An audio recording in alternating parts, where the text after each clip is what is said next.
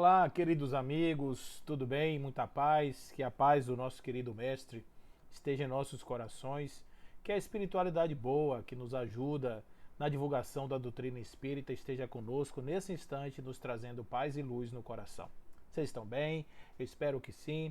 É um prazer e uma alegria estar aqui com vocês, reunidos nesse instante, nos nossos amigos do Centro Espírita Sagrada Família, para falarmos sobre um tema de Evangelho, um tema que está no Atos dos Apóstolos, que foi também redigido, explicado, ampliado pelo nosso querido Caibar Schutel, em um livro chamado Vida e Atos dos Apóstolos, quando ele traz aí algumas passagens desse livro, que supostamente foi entregue pelo nosso querido Lucas à posteridade. Ele, que também foi um dos evangelistas, escreve esse livro falando sobre a vida de Paulo e sobre a vida de Pedro.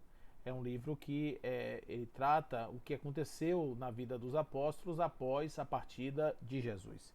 E especificamente nós vamos falar sobre um capítulo que está aqui no livro de Caibar Schutel, a impotência do Sinédrio e Pedro e João soltos. Então, que história é essa que aconteceu aqui?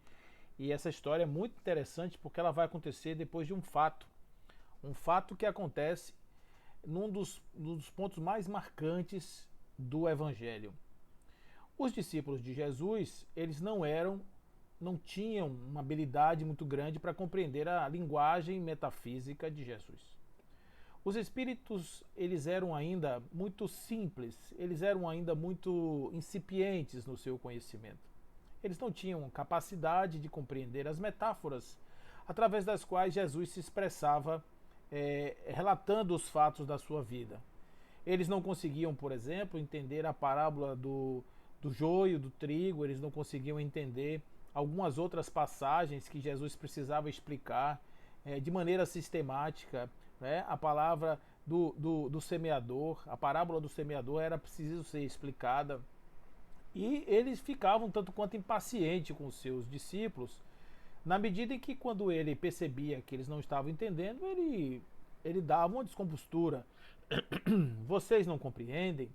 Vocês têm pouca fé, como Pedro, quando quis ir ao seu encontro no mar, né, e afunda.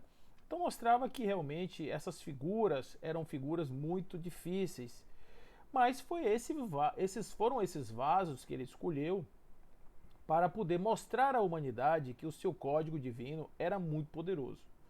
Imagine que Jesus tivesse ensinado para os doutos e os sábios. O que aconteceria? No futuro, provavelmente, as pessoas diriam: ah, não, ele ensinou a quem já sabia. Os doutos eram melhores do que ele. Imagine que Jesus se servisse apenas e tão somente de João Batista, seu primo, Yohanan. Imagine que ele se servisse dele, o que ia acontecer? Não, João já tinha um séquito de prosélitos que ele já havia trabalhado há algum tempo, pessoas que seguiam atrás dele, buscando os seus ensinamentos, as suas verdades. Então ele podia se servir de João, né, para poder simplesmente, ele e João, ele aproveitando o palanque que João já possuía, ele pudesse então se aproveitar disso e falar as coisas. Eu costumo dizer que se Jesus tivesse realmente um compromisso com o verbo no sentido da palavra exclusivamente, ele teria buscado um médium, né, um médium de incorporação, e lá naquele monte Kurum Ratan, ele teria sentado esse médium através de um efeito da sua incorporação e feito falar, né, a respeito das bem-aventuranças e de outras coisas. Falar das parábolas das comparações que ele utilizava para os fatos comezinhos da vida versus aquilo que era a sua mensagem imorredora, a sua mensagem imortal. E a partir daí a gente começa a ver que não foi nada disso. Jesus escolheu pessoas simples, ignorantes, analfabetos, homens do povo, para poder lhe ensinar uma metafísica muito complexa, a metafísica do divino, a metafísica do encontro com Deus na sua unidade. Esse conceito, que é um conceito que até hoje nós temos dificuldade de compreender verdadeiramente, ele trouxe nessa época para os seus discípulos, apresentando como sendo o grande maná, o grande manancial de conhecimento vindo da própria fonte divina, segundo ele, para poder ilustrar aos homens como é que funcionava a relação entre os encarnados e os desencarnados, funcionar a relação com Deus, que posteriormente ele volta na figura de um espírito chamado Espírito de Verdade por ele mesmo, para poder disseminar outras possibilidades de conhecimento, agora sim, trazendo a revivescência do seu evangelho, não mais como dogma, não mais como penduricalhos de uma fé vazia, mas assim como o fundamento de uma fé raciocinada. Então muda muito a questão de como nós olhamos esses episódios da vida passada, mas de concreto o que podemos dizer é que essas figuras, especificamente Pedro e João, eram pessoas iletradas, né? Eles, conforme até Lucas vai dizer, eles eram analfabetos, eles não tinham capacidade de pronunciar palavras muito mais significativas. E para a gente entender um pouco o que aconteceu em Atos dos Apóstolos, nós precisamos trazer aqui a história para trás um pouco. Pedro era pescador. Pedro estava com seu irmão à beira do lago de Tiberíades, lá na cidade de Cafarnaum, onde ele possuía uma casa, onde ele morava com sua esposa, provavelmente filhos e uma sogra, né? Esses elementos, esses personagens, eles vão aparecer de alguma forma claros no Evangelho. Ele tem esposa porque tinha uma sogra. A questão dos filhos não fica muito claro, mas supõe-se que sim. Naquele tempo era normal você ter uma família longa, uma família de muitos filhos. A família de Dona Maria, por exemplo, seu José, é uma família que, segundo os evangelistas, possuía, além dos 5 filhos, mais pelo menos 2 meninas. Então era uma família de pelo menos 7 pessoas. Então haviam os filhos naturais do casal, que era Simão, Judas, José, Tiago e agora Jesus, quer dizer, Jesus o primogênito. Nós temos 5 pessoas. E mais as irmãs nominadas assim, que podem ser no plural, pelo menos 2. Então uma família que tem pelo menos 7 pessoas. E essa família de Pedro, que habitava essa casa de Cafarnaum, ele como empresário, ele tinha uma empresa, a sua empresa eram barcos de pesca, e ele se servia do mar de Tiberíades, né, do lago de Genezaré, para poder tirar dali o sustento daquela família, daquela comunidade. Havia também, em uma outra proximidade, outros irmãos que também trabalhavam na mesma atividade de pesca. Eram irmãos que esses eram filhos de Zebedeu. Eles também eram filhos de Zebedeu com Salomé, e Salomé, prima de Maria, estabelecia ali um vínculo, um nexo de parentesco com o próprio Jesus. Então, esses homens que estão na beira do mar, eles serão cooptados por um ser que chega, que se apresenta e que lhes traz uma perspectiva nova de vida. Essa perspectiva nova consistia basicamente no seguinte: larguem suas redes, porque eu vim fundar o reino de Deus na terra. O que significa o reino de Deus na terra? Significa que haverá um reino de paz no coração dos homens, mas mais do que isso. Eu vim conforme assim estavam nas Escrituras, conforme assim estava listado em Daniel, né, no livro de Daniel, que falava a respeito da chegada, a tão esperada chegada do Filho do Homem.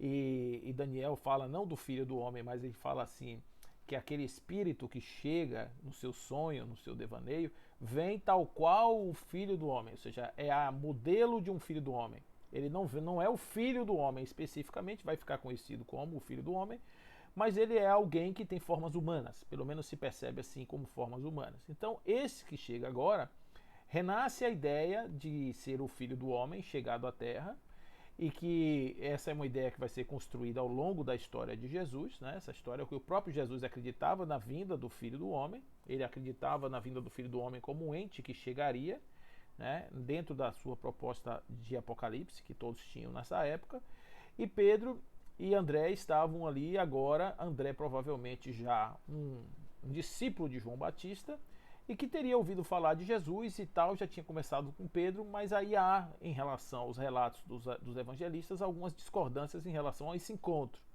Mas a gente prefere aqui, no voo livre da possibilidade, como as duas foram citadas, trazer aqui uma combinação de que André já sabia quem era Jesus, e no momento que ele se apresenta aos dois, ali foi um ato de deliberada vontade de seguir aquele projeto da construção do reino de Deus. O que trazia implícito a construção do reino de Deus, que foi tão assim esperado por aqueles homens pobres. Havia a possibilidade da reconstrução das 12 tribos de Israel e havia a possibilidade de eles sentarem na cadeira dessas tribos, ou seja, ele provavelmente iria regimentar 12 que iriam abrir mão de muitas coisas, de praticamente tudo, e receberiam ainda nesta vida muito mais. Então era uma proposta materialista, até num certo momento, era uma espécie de cooptação. Você prefere ficar aí jogando redes para pescar peixes, ou vocês preferem ter uma missão maior que seria ir em busca das almas dos homens? Então é óbvio que naquele momento o ego super incentivado desses homens fez com que eles seguissem prontamente Jesus. Além, claro, do magnetismo, porque não seria possível esses homens acreditarem na presença de alguém que representa a chegada do reino de Deus na Terra, simplesmente porque alguém anunciou, né? Teria que ter algo mais, esse alguém teria que inspirar coragem, determinação, vontade, teria que inspirar certeza da consecução desse objetivo. Então, não é qualquer pessoa, né? A gente tem que entender que não é qualquer pessoa. É alguém que tem uma capacidade realmente magnética, influenciar essas pessoas para poder segui-los. E assim foi.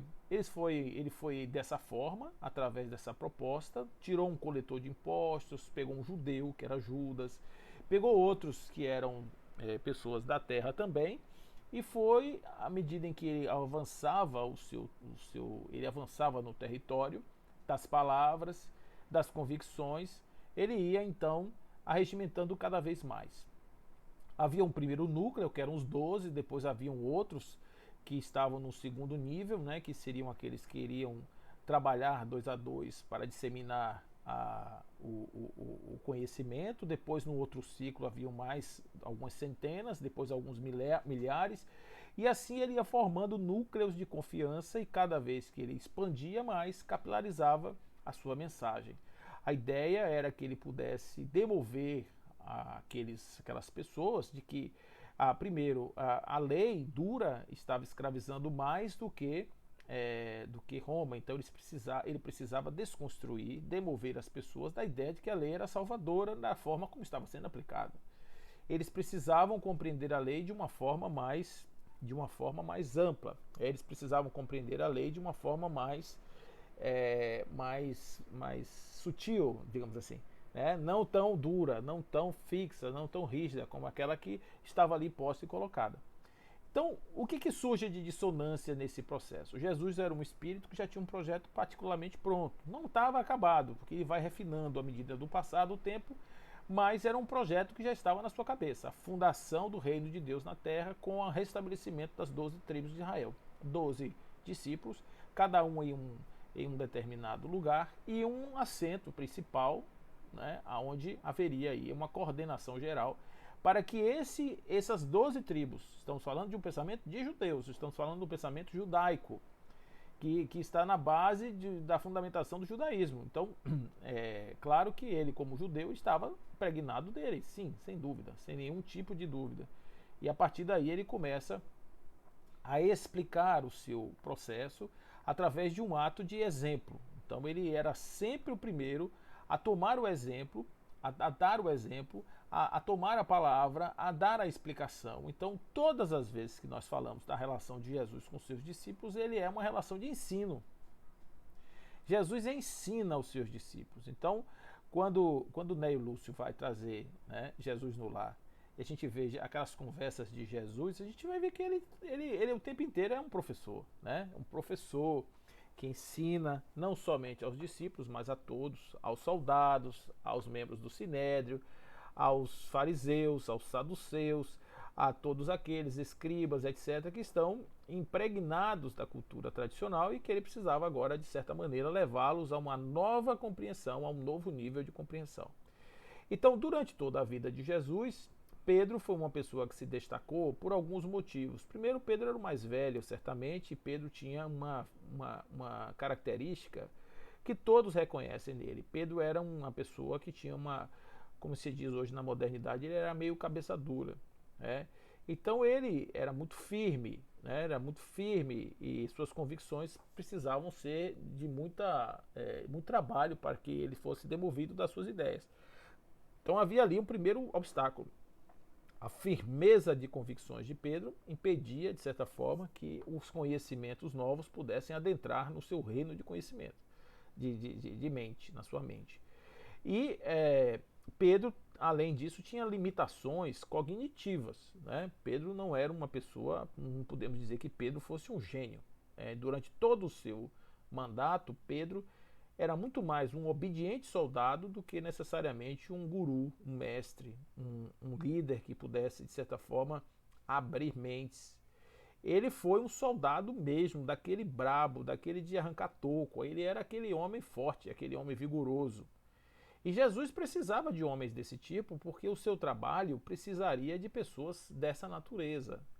Vem depois outros com maior refinamento, como é o caso de Saulo, Saulo de Tarso, né, o de verdade, o Paulo, que vai fazer esse tipo de trabalho, mas inicialmente havia ali uma miríade de possibilidades de escolhas, né, de perfis psicológicos que estavam compondo aquela equipe de Jesus. Quem era João? Bom, João era um discípulo novo, um jovem, né, que de certa maneira teria tido a oportunidade de convívio com Jesus. E João, de certa maneira, ele vai ser aquele que vai entender de menor possibilidade de compreensão, mas com mais capacidade de apreensão. Ele, por ser mais jovem, ele teria mais possibilidade de assumir os conhecimentos metafísicos e, por esse motivo, a sua representação posterior é um evangelho que é totalmente composto de aspectos dessa metafísica. Né? Então, lá na frente vai se representar em João a ideia de um verbo divino, né? Da ideia de passagens belíssimas, como a videira verdadeira e outras coisas que a gente tem o caminho, verdade e vida, e que isso realmente são coisas que estão em João e que são muito, muito, muito lindas, profundas, bem diferentes da linguagem dos outros três evangelhos, que foram mais pragmáticos, foram mais situacionais, foram mais de casos e causos a respeito da vida de Jesus. Então João, ele era considerado um discípulo amado, era considerado aquele que Jesus mais amava e que ele tinha um amor muito grande por Jesus também, ao ponto de que Jesus dedica, né, ao ponto de Jesus dedicar aos atos finais de sua vida um mandato de transferência de responsabilidade da mãe para com o novo filho, que é João, e de João para com a nova mãe, que é Maria. Então, filho, eis aí tua mãe, mãe, eis aí teu filho, está aí agora posto um novo filho, um novo ser, uma nova relação. Esses discípulos, eles vão compor, né, um exército que vai, por diversas características e situações, mostrar as suas peculiaridades. Mas será perto da morte de Jesus que nós vamos encontrar aí um aspecto muito importante da figura de Pedro, que é ele ser alguém que não tem muita convicção. Apesar dele dizer que a Jesus, de que Jesus era o Espírito Divino encarnado, e por esse motivo Jesus ter dado a ele um apelido, né, de Cefas, ou pedra, que seria aquele que sobre a qual, né, pedra sobre a qual eu erigerei a minha igreja. Pedro era vacilante. Então o que aconteceu naquele dia foi que quando Jesus foi preso no Getsemane, que ele foi arrastado, Pedro tomou uma primeira atitude mostrando que não tinha internalizado ainda a mensagem, que foi pegar a espada e se servir dela para decepar a orelhinha do soldado Malco. Né? Então quando Jesus pega Pedro e passa para trás, tirando a espada da sua mão, lhe dá uma descompostura do tipo: quem com ferro fere, com ferro será ferido. E ele então, ainda sem compreender muito bem essa mensagem, fica achando que Jesus, que era o grande chefe, que era o grande líder, que era aquele que iria reconstruir o reino, as 12 tribos, etc., dar heranças e retribuições outras materiais àqueles que o seguissem, Pedro então vai negá-lo. Né? Vai negá-lo na sua expressão, quando ele vai estar diante da possibilidade de assumir com ele a coautoria daqueles atos, que seria esperado de uma pedra, né? Mas ele não, ele simplesmente ele vai ficar numa situação de defesa, de retaguarda, dizendo que não vai, em verdade, ele não vai ficar ao lado de Jesus nesse momento, porque ele está preservando sua vida.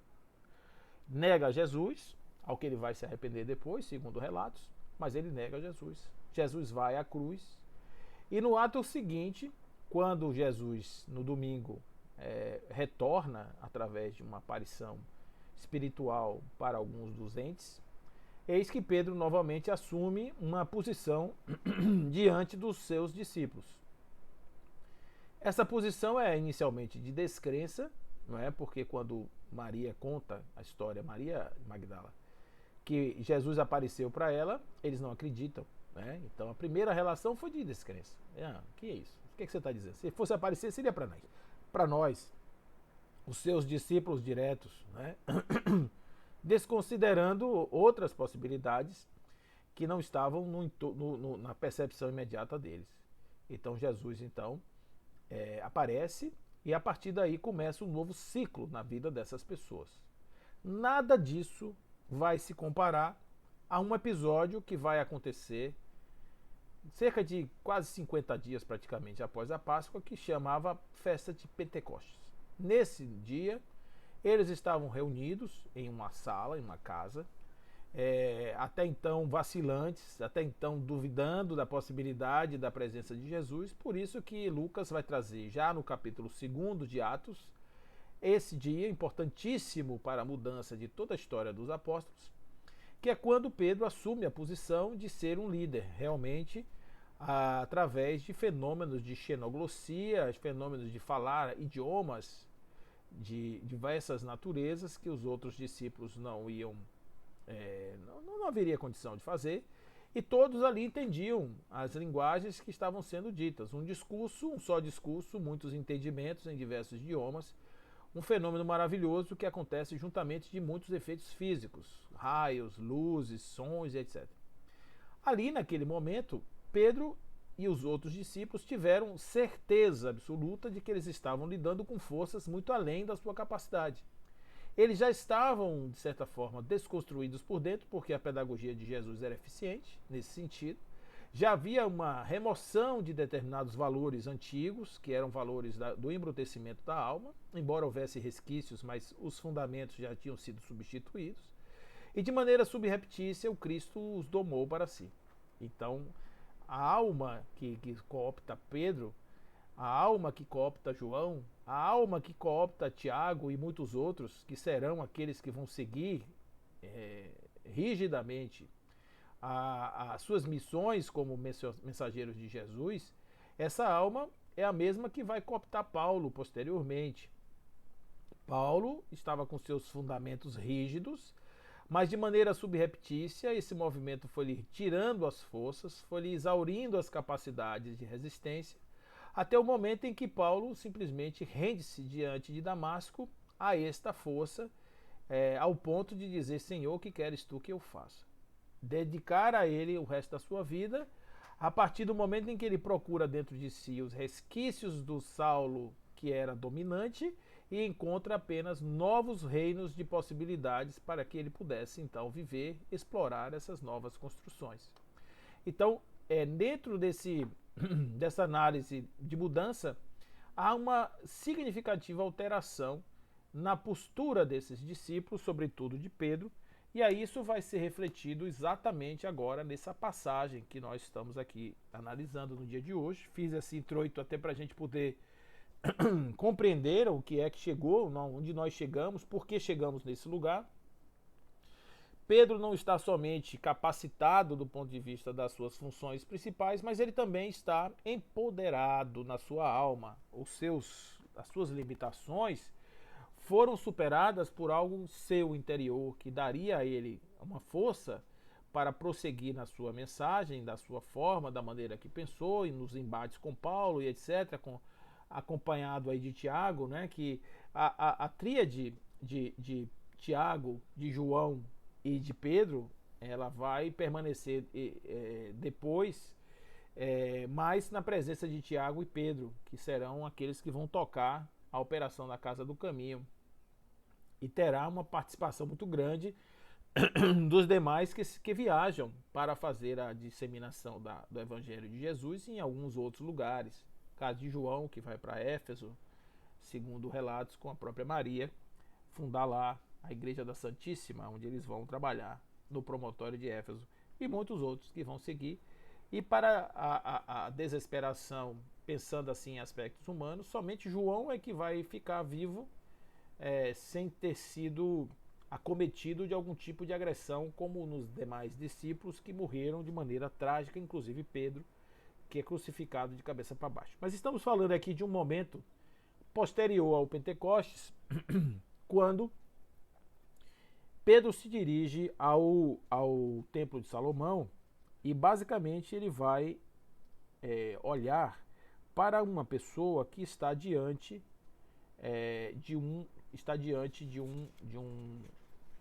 ele vai olhar para uma pessoa que está diante de um infortúnio muito grande. Ele é um coxo que há 40 anos ele era carregado pela sua família e botado perto de uma porta lá do templo chamada Porta Formosa.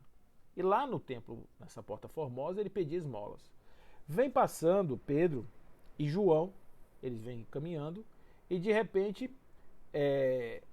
o pobre homem pede a eles, como era de costume, uma esmola. E Pedro então diz assim para ele: olhe para mim, olhe para mim. E aí o homem olha, ele diz assim: eu não tenho ouro, eu não tenho prata, mas o que eu tenho... Desculpe, gente. Mas o que eu tenho eu lhe dou. Estende a mão a ele e se levante em nome de Jesus. Ele levanta e o homem começa a andar, né? É um milagre muito maior do que vocês estão imaginando, porque imagina uma pessoa que não movimenta as pernas há 40 anos, tem a musculatura, nervos, tudo, está tudo danificado ali, né? Então, para dizer do que ele fez a posteriori, porque ele não só andou, como ele saltitou, né? Foi andando, saltando e louvando a Deus, ele faz um movimento bem diferente de andar somente. Ele anda, dá cambalhota, faz um monte de coisa para mostrar que ele estava curado. E a partir daí Pedro começa a ensaiar um discurso dizendo de Jesus, que Jesus foi, que os judeus de certa maneira teriam jogado Jesus na mão, né, dos algozes, que a partir daí ele teria morrido e que era ele quem fazia essas coisas, no sentido de estar ali fazendo prosélitos. Ele estava fazendo realmente um discurso muito amplo. Ele diz: o Senhor vosso Deus suscitará para vós, dentre vossos irmãos, um profeta. Isso é o que ele está trazendo como ideia, né, do que estava antes. Todos os profetas, desde Samuel, todos quanto falaram dele, etc. Então ele fala de Jesus, que Jesus foi essa figura impoluta, essa figura realmente muito grande, e ele está mostrando ali agora, através de um fato irrefutável, de que não haveria possibilidade de se negar a presença desse ser entre nós. Os soldados do Sinédrio e aquele povo que já tinha, de certa forma, já tinha passado, superado aquela ideia de Jesus, juntamente lá com os doutores da lei, os saduceus, etc., eles simplesmente já estavam de saco cheio de ver aquelas pessoas ali ouvindo aquilo, e vão ao encontro deles e levam para dentro, né? Levam para dentro e tal.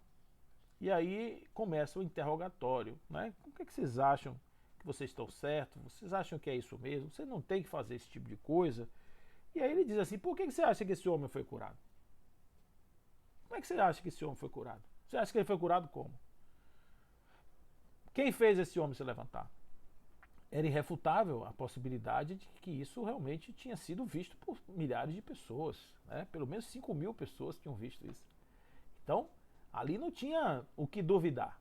E nesse contexto, os homens do Sinédrio também não tinham o que fazer, porque eles viram eles viram o fato acontecido e eles não tinham o que fazer. Então a única coisa que lhes coube, não havia um crime, eles não tinham crime, não havia crime algum em fazer aquilo que eles estavam fazendo. Por outro lado, havia um desconforto. E aí eles chamam os discípulos e dizem assim: vocês não devem falar a respeito disso com as pessoas. Vocês não devem falar disso com as pessoas. Isso tem que ficar restrito, vocês estão proibidos de fazer isso. Aí eles então saem e continuam fazendo. Eles são livres, são libertos e continuam fazendo exatamente aquilo que eles vinham fazer. Eles não pararam de fazer, né? Então, ele vai dizer, inclusive, a esses homens do Sinédrio que Jesus é a pedra que foi desprezada. Os edificadores, o que se tornou cabeça de ângulo. A cabeça de ângulo é aquela pedra que fecha aquelas estruturas piramidais que ficam em telhados. Você tem que ter uma pecinha no centro para poder juntar as forças ali, equilibrar as forças. Essa pedra é uma pedra de equilíbrio. Então essa pedra foi removida. E essa pedra tendo sido removida, provavelmente o telhado ficou incerto, ficou irregular. E aí não há mais equilíbrio, né? Estamos falando de Atos dos Apóstolos aí. Essa história está nos capítulos 3 e 4, conforme assim vai nos trazer Caiba Chuta. Mas o que está por trás disso tudo, né? O que está por trás disso tudo é que nós, homens, temos a mania de achar que nós legislamos sobre algo que não está sob o nosso controle. Isso vale para todos os grandes líderes da humanidade, vale para os legisladores, vale para nós, que somos seres humanos vivendo aqui nessa terra, achando que porque raciocinamos, porque construímos computadores, porque construímos carros sofisticados, foguetes, submarinos, nós temos a capacidade mental também de aprofundar a sonda sobre algo que nós não dominamos, que é o domínio da metafísica, é o domínio do extramaterial, do para além da matéria. Nós não temos a menor condição de fazer, utilizando os métodos humanos convencionais, medições ou abstrações a respeito daquilo que não pode ser medido, visto, tocado, percebido, a não ser através da alma. O que é algo absolutamente fora dos padrões normais da ciência, porque a ciência precisa ver com os sentidos e não com a alma. Então, nesse caso especificamente, os homens do templo tinham a ideia de que eles poderiam acabar com uma mensagem consoladora, disruptiva, através de decretos, né? Simplesmente decretando que não se podia falar desse assunto, que não se podia fazer esse tipo de diálogo, não se podia conversar sobre esse assunto na frente das pessoas, porque isso ensejaria um desconforto, isso ensejaria a mudança de percepção em relação àquilo que era o status quo. E isso não podia ser, de certa forma, não podia ser estabilizado, não podia ser desestabilizado, não poderia ser modificado. E isso fez com que os homens fossem ao encontro deles, esses apóstolos, proibindo-os de falar e vão persegui-lo. Mataram Jesus por isso. Por que Jesus morreu? Jesus morreu porque Jesus incomodava. Jesus incomodava. E os homens, achando que matando Jesus iriam se livrar do problema, ganharam outro problema maior, porque ao invés de ter um simples homem, eles simplesmente tiveram que se render. 400 anos depois, eles vão se render, cerca de 300 anos depois, eles vão se render, e o seu grande poder, não somente o poder dos judeus, mas o poder do templo, mas o poder dos romanos, vai ser totalmente diminuído diante da grandeza desse homem, que vai, mesmo morto, erigir em cada coração, em cada mente, em cada fenômeno de Pentecostes, fazendo com que as pessoas assumissem a parte que lhes cabia na obra desse grande legislador humano. Então foi, de certa forma, uma tentativa de cooptar aquelas pessoas a não dizerem a verdade. Nós temos esse hábito. Então como é que nós vivemos na sociedade? Criamos métodos pseudo-verdades, narrativas tolas, que servem para obnubilar, para confundir, para tapar o sol com a peneira. E assim não conseguimos ver o que está além dos nossos olhos, né? Não conseguimos enxergar para as coisas que são verdadeiramente importantes, significativas da vida. Ficamos por aí olhando as coisas como se as coisas fossem as verdades nossas impostas pelos grandes poderosos pudessem se transformar nas verdades objetivas captadas e percebidas por todos. Uma ilusão absurda, né? Então, nesse caso especificamente, jamais eles poderiam, como legisladores humanos frios, superficiais, calar a voz da força que vinha da mensagem consoladora de Jesus. Isso foi a melhor maneira que eles se viram ao longo do tempo, foi montar-se nela, apropriar-se dela e modificá-la para que ela pudesse caber ainda dentro dos conceitos humanos.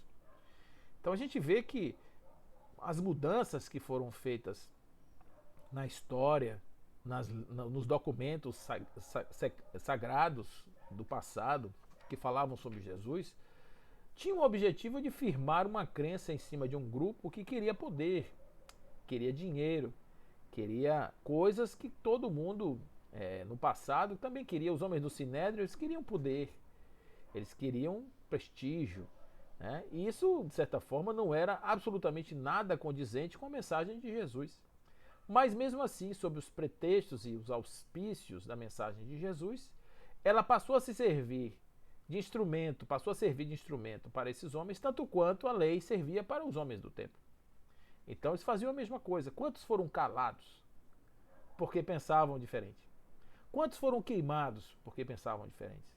Quantos foram aqueles que foram mortos ou que foram perseguidos, colocados no calabouço, simplesmente porque pensavam diferente? Hoje, quantos de nós somos aqueles que achamos que podemos calar a voz de uma verdade que subjaz? Quantos somos aqueles que achamos que as nossas narrativas tolas, as nossas ideias de mundo toscas e curtas, podem simplesmente modificar a verdade que liberta? Muitos achamos ainda isso. Achamos que porque temos dinheiro, temos a capacidade de dominar opiniões. Olha o que aconteceu nos grandes veículos de comunicação da modernidade. Praticamente, né, em grande crise existencial, à beira da falência. Quase todos. Por quê? Porque a verdade, ela sempre vence. A verdade é algo que nunca pode ser manipulado, porque você pode fechar, pode obscurecer, pode impedir as pessoas de verem, mas jamais, absolutamente jamais a verdade poderá ser destruída, porque a verdade emerge da natureza como sua própria essência. Ela não é algo que pode ser derrogado. Então, Allan Kardec reconhece isso quando diz que a grandeza de Deus está muito mais na não modificação, nos atos inderrogáveis da sua lei, do que nas modificações que ela poderá sofrer. Então, ele diz disso para elucidar a respeito da questão dos milagres, porque ele reforça que não existe milagres. Não existe milagre. E assim, nós podemos dizer que Deus não se manifesta aos homens a partir das nossas perspectivas pequenas, né? Então, isso é uma coisa que a gente precisa entender. Nós, na figura de sinédrios, de homens do poder, nós jamais teremos possibilidade de esconder as coisas. Pedir que as pessoas não falem sobre determinado assunto. Perseguir os que pensam diferente. Atacar aqueles que não pensam como eu. Isso tudo faz realmente uma situação muito delicada. Os seres humanos precisam entender isso. Eles são pequenos diante da verdade. E nesse caso, especificamente, uma verdade acompanhada de fatos. Uma verdade acompanhada de um contundente exemplo, uma ação contundente. Um homem parado há 40 anos se levanta e se soergue diante da presença de todos para poder mostrar que ali houve algo diferente. Allan Kardec vai voltar na Gênese para poder explicar grande parte desses fenômenos que ocorreram, falando a respeito deles como fenômenos de ordem mediúnica, sobretudo muitos deles como manifestações de efeitos físicos. Mas essa ideia realmente ela é muito interessante. A verdade sempre prevalecerá. Jesus vai dizer que a sua verdade é uma verdade simples que liberta. Eu vim para que vocês tenham liberdade, lhes trazer vida plena. Eu vim para que vocês tenham vida e vida em abundância. Uma verdade que vocês conhecerão e essa verdade vos libertará. Então essa condição de verdade, realmente, nós temos que nos curvar a ela. Podemos, na questão inexorável do desenvolvimento espiritual, por exemplo, nós podemos até não concordar. Não, os seres humanos não vão evoluir. Os seres humanos são ruins. Mas existe uma lei natural que evolui os homens, mesmo que os homens não queiram. Nós podemos dizer Deus é um ser mais ou menos, né? Porque ele é bom quando me faz o bem e quando ele não faz o bem eu não o entendo. Eu digo assim, não entendo Deus. Como é que eu posso, uma pessoa que faz tanto bem, de repente ser ceifada da vida de forma tão abrupta? Isso realmente é algo que a gente pode dizer assim, eu não entendo. Mas isso não muda a essência e a verdade de Deus. Porque quando alguém diz que Deus é bom, mesmo quando aparentemente o que está diante de nós é aquilo que nós consideramos como algo que não é bom, aí a gente começa a dizer assim, quem é essa pessoa? Não, essa pessoa está errada. O certo não é isso, o certo é aquilo. Aí vamos lá estabelecer uma ordem de lógica, um princípio de lógica que vai estabelecer qual é o sentido da vida. E quantos não são aqueles que hoje, através da sua lógica racional rasteira e curta, tentam dar um sentido para a vida. Por isso, é importante a gente perceber que, de fato, o sinédrio ele é impotente diante de fatos que não podem ser combatidos. E diante da impotência, a única coisa que a pequeneza ou a pequenez né, moral desses homens pode fazer é simplesmente pedir que eles se calem. Né? Mas isso não é possível. Isso nunca foi possível. Né? Todos aqueles que foram calados pela força falaram pelo Espírito. A gente já viu isso quantas vezes? Né? Pedro, Paulo. Paulo foi um herói, assim, um soldado, guerreiro. Paulo era diferente de Pedro, que Paulo tinha discernimento, Paulo tinha cultura, era instruído, Paulo sabia escrever, ler. Paulo tinha acesso a muita sabedoria. Mas Paulo foi um guerreiro como Pedro. Paulo foi um soldado duro, de ir pro lixo, né? Literalmente, apanhar, naufragar, ter à beira da morte muitas vezes, estar à beira da morte muitas vezes. Então, Paulo foi um guerreiro assim. E, no entanto, Paulo penou até a sua morte, quer dizer, a sua morte gloriosa valorizou o seu discurso. Quantos não morreram de morte natural e que levantaram verdades supremas e nós ainda não soubemos quem são? Então, muitas vezes, esses mártires eles têm a função de serem marcadores de uma verdade, para que nós possamos prestar atenção nela, sobretudo quando confrontamos a vida, o sofrimento e o desenvolvimento dessas pessoas. A mesma impotência do sinédrio é aquela que se dá diante do homem orgulhoso, do ateu, daquele que não consegue ainda entender as grandezas espirituais. Esses são os mesmos que ficam impotentes diante de tantas manifestações irrefutáveis da presença do Espírito. Tantos e tantos são aqueles que negam, né, principalmente aqueles que acham que a moral, por exemplo, a moral cristã é uma moral de engessamento, ultrapassada, que a moral libidinosa ela é a moral que deve prevalecer na liberdade dos homens, para que os homens sejam escravos das suas sensações, dos seus instintos primários, para que eles não sejam coagidos em nenhum aspecto. Isso é de uma barbárie do pensamento. Isso é pior do que o sinédrio. Né? Na verdade, a verdade sempre se expressará. Nem tudo que é nascente nas pulsões humanas é algo que deve ser preservado.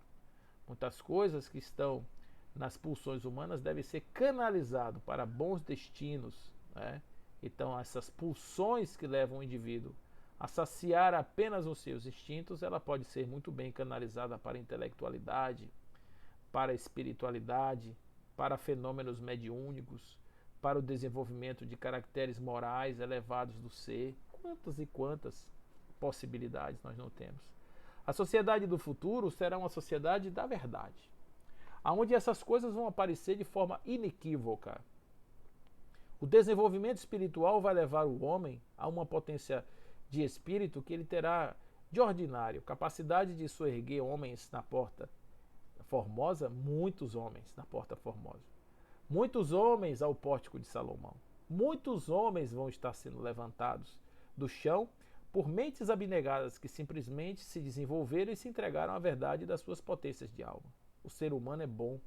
O ser humano traz em si o germe do divino. E, portanto, ele precisa desenvolver isso.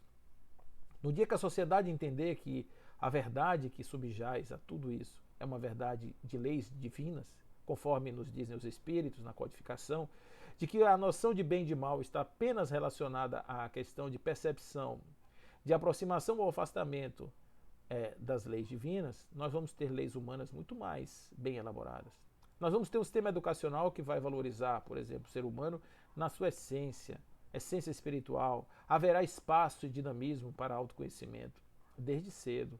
As crianças serão instadas a se perceberem enquanto espíritos encarnados. Olha que coisa maravilhosa. Eles se percebendo assim, se percebendo em fonte divina. Não adianta esconder isso das crianças. Não adianta esconder isso porque você não concorda. Simplesmente preste atenção na natureza, se não é assim que acontecem todas as coisas. Aquilo que dança com Deus, aquilo que se aproxima demais dessas energias sinérgicas com as leis divinas, isso tudo está trazendo para nós possibilidades de harmonia, de paz interior, de possibilidades de encontros maravilhosos com o divino. Então, se queremos dominar esta terra, teremos que ser mansos mesmo. Se queremos perceber esse divino, temos que purificar nossos corações realmente. Se nós queremos encontrar lá na frente a felicidade, precisamos aqui agora passar um pouco das nossas dificuldades, porque são as dificuldades que nos evoluem, que fazem com que a gente se transforme em seres mais consolados. Os aflitos serão consolados. E assim também podemos pensar em termos de todas as bem-aventuranças. No seu discurso maravilhoso, Jesus antecipa uma verdade que estará e está o tempo inteiro em volta de nós. Pensar no modelo educacional onde não hajam partidos, onde não hajam cores, onde não hajam gêneros, onde não hajam diferenças periféricas, mas sim tão somente essências comuns, isso nos aproximará de uma humanidade, de algo muito mais próximo daquilo que é essa unidade divina que Jesus nos apresenta. Por mais que queiramos fugir disso, por mais que queiramos nos esconder nas capas das aparências exteriores, nós seremos sempre aqueles do sinédrio que queremos, diante de tantas evidências, calar aqueles que são os mensageiros dessa verdade. Deixa fluir a mensagem, deixa que a mensagem flua, deixa que a mensagem chegue aos corações, esparzindo essa luz em todos aqueles que precisam de fato de compreensão, de amor, que precisam de força, que precisam de orientação, para encontrar isso em seus corações. Nós precisamos trabalhar para isso. Nós somos os agentes dessa transformação do mundo e precisamos caminhar nessa direção. Por isso, meus amigos, vamos pegar as palavras do nosso querido Pedro, porque ele também se despede nessa relação de Atos, ele se despede com uma oração que, segundo o próprio Lucas, fez vibrar o ambiente, fez tremer o ambiente, e ele vai trazer esta oração para que nós possamos então compreender qual a força dessa verdade. Soberano, tu que fizeste o céu e a terra, o mar e todas as coisas que neles há, que dissesse através do Espírito, pela boca de Davi, o nosso pai, o teu filho, por que razão as nações relincharam e os povos se ocuparam com coisas vãs. Apresentaram-se os reis da terra e as autoridades, reuniram-se em conselhos contra o Senhor e contra o seu Cristo. Aqui é a sua verdade. Pois na verdade Herodes e Pôncio Pilatos, com nações e povos de Israel, se reuniram nessa cidade contra o teu filho, Jesus, ungido por ti, para fazer tudo o quanto a mão e o teu desígnio predestinou a ocorrer. Agora, Senhor, contempla as ameaças desses homens e concede a teus servos falar a tua palavra com toda a franqueza, enquanto estendes as mãos para curar e realizar sinais de prodígios, através do nome do teu Filho, Jesus. E tendo ele orado, foi abalado o lugar em que todos estavam reunidos e todos se encheram de Espírito Santo. Deixar a tua mão curar, realizar os prodígios e deixar a nossa voz falar a verdade, o nosso coração expressar o Espírito, a nossa voz, o nosso sentimento, as nossas mãos, operosas ferramentas da vontade de Deus. Sejamos, como diz Emmanuel, a expressão de Deus através de nós. Que tenhamos, nesses exemplos dos amigos do caminho, as dificuldades dos que saem da ignorância para a luz, mas a predestinação, a determinação, a abnegação e o devotamento fazem dessas pessoas verdadeiros condutores da luz divina diretamente aos nossos corações. Fiquemos com Deus, agora e sempre. Que assim seja.